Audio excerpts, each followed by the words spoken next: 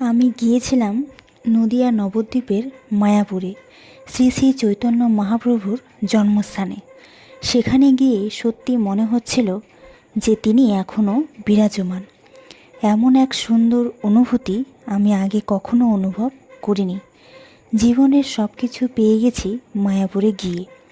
এই কলিযুগে তিনি যে ছাপ রেখে গিয়েছেন তা অতুলনীয়।